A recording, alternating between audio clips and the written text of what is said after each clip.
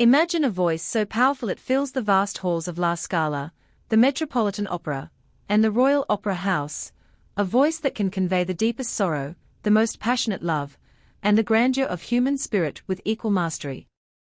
That's Plácido Domingo, one of the greatest opera singers in history, whose career spans over 6 decades and has brought the beauty of classical music to millions.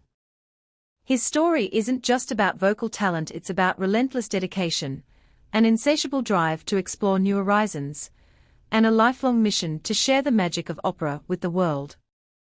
José Plácido Domingo Embel was born on January 21, 1941, in Madrid, Spain. He grew up in a musical family. His parents, Plácido Domingo Sr. and Pepita Embel, were renowned zarzuela, Spanish lyric dramatic genre, performers. From an early age, young Plácido was immersed in the world of music and theatre, often accompanying his parents on tour. This early exposure shaped his artistic sensibility and gave him a deep understanding of stagecraft. In 1949, the family moved to Mexico City, where Domingo's formal musical education began. Domingo's training was diverse and rigorous. He studied piano, conducting, and music theory at the National Conservatory of Music in Mexico, developing a comprehensive understanding of musical structure. His voice began to emerge during his teenage years, and he made his stage debut at 16 as Belfiore in the Impresario by Mozart. This early experience gave him confidence and set him on the path to a professional singing career. By his early 20s, he was performing regularly in Mexico and touring internationally, building his repertoire and refining his technique. In 1961, Domingo married soprano Marta Ornelas, a fellow conservatory student. The couple moved to Israel, where Domingo spent 3 years singing with the New Israel Opera.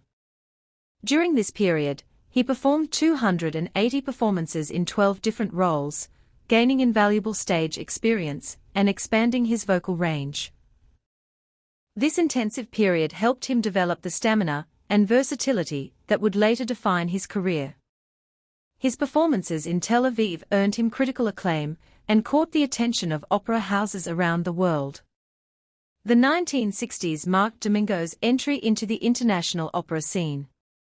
He made his debut in 1965 with the Dallas Opera, as Arturo in Lucia di Lammermoor. His performance was a success, opening doors to major American opera houses. In 1968, he made his debut at the Metropolitan Opera in New York as Maurizio in Adriana Lecouvreur. This performance marked the beginning of a long and fruitful relationship with the Met, where he would go on to perform over 700 times, more than any other artist in the company's history. Throughout the 1970s and 1980s, Domingo established himself as one of the leading tenors of his generation. He performed iconic roles such as Don José in Carmen, Rodolfo in La Bohème, and Otello in Verdi's Otello, a role that became one of his signatures. His voice, characterized by its rich tone and dramatic intensity, was perfectly suited to Verdi and Puccini repertoire. Critics praised his ability to combine vocal excellence with compelling stage presence, making him a favorite with audiences and conductors alike. A defining moment in Domingo's career came in 1990, when he, Luciano Pavarotti, and Jose Carreras performed together at the final of the FIFA World Cup in Rome. Their rendition of Nessun Dorma from Turandot became a global sensation, introducing opera to millions who had never experienced it before. This concert marked the beginning of the Three Tenors phenomenon, which brought classical music to mainstream audiences through stadium concerts and best-selling recordings. The project demonstrated Domingo's commitment to making opera accessible to a wider public. Beyond singing, Domingo expanded his artistic horizons. He took up conducting in the 1970s, leading orchestras in opera performances and symphonic concerts. In 2009, he made a remarkable transition to baritone roles, performing Simon Boccanegra at the Washington National Opera. This late career shift showcased his technical mastery and willingness to challenge himself artistically. He continued to perform both tenor and baritone repertoire, maintaining an active schedule well into his 70s. Domingo has also dedicated himself to nurturing new talent.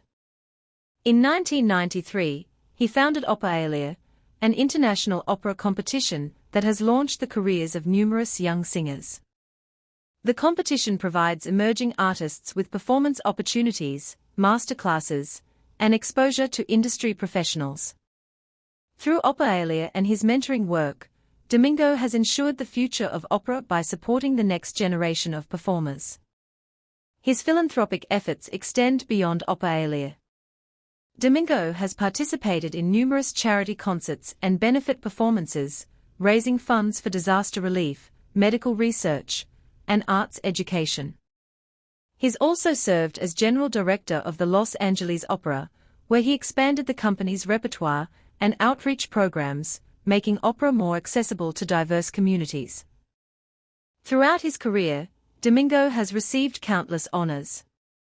He's won multiple Grammy Awards and Latin Grammy Awards, received Spain's Prince of Asturias Award for the Arts, and been awarded the US Presidential Medal of Freedom. In 2010, he received the Kennedy Center Honors, recognizing his lifetime contributions to American culture. These accolades reflect not just his vocal achievements, but his role as a cultural ambassador who has bridged nations through music. Today, Plácido Domingo remains an active force in the music world. Though he has reduced his performance schedule, he continues to conduct, mentor young artists, and promote opera globally.